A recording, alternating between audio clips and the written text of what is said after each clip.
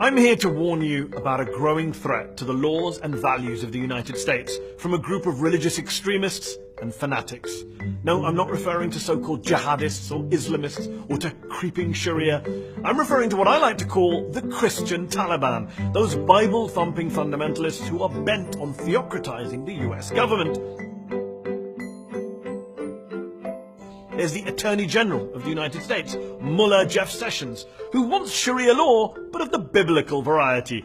Asked last week how the Trump administration could justify separating migrant kids from their parents at the border, Sessions said, I would cite you to the Apostle Paul and his clear and wise command in Romans 13 to obey the laws of the government because God has ordained the government for his purposes. Yeah, forget all the verses in the Bible that talk of love and compassion towards the less fortunate. No, obey the law according to Romans 13. The same verses of the Bible, incidentally, that were used to justify slavery.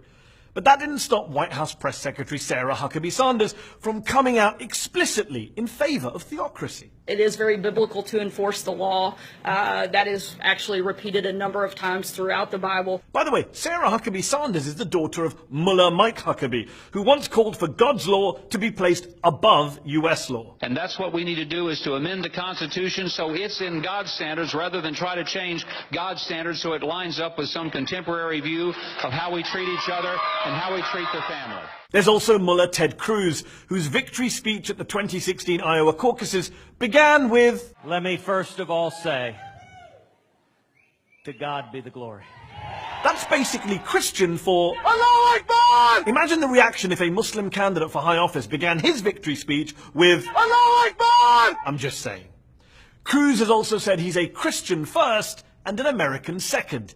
Can you imagine if, say, Congressman Keith Ellison said he was a Muslim first and an American second? Then there's Mullah Mike Pence. I'm a Christian, a conservative, and a Republican, in that order. He's tried to bring his extreme religious views into the science classrooms of America. Let us demand that educators around America teach evolution not as fact, but as theory. While governor of Indiana, Pence brought in a quote-unquote religious liberty bill, which basically legalized discrimination against a vulnerable LGBTQ minority, and he literally signed that bill surrounded by these folks. Look, as in the Middle East, to really politicize religion, you need a bunch of politicized clerics. Caliph Donald Trump can call on some of America's finest to make the case for Christian supremacism, and to make the case for him, the divine case for an irreligious, thrice-married adulterer and former casino owner. There's Mullah Franklin Graham, who says the hand of God elected Trump. There's Mullah Robert Jeffress, who says God gave Trump the authority to take out Kim Jong-un. There's Mullah Jim Baker, who says we have to obey Trump because God had him elected.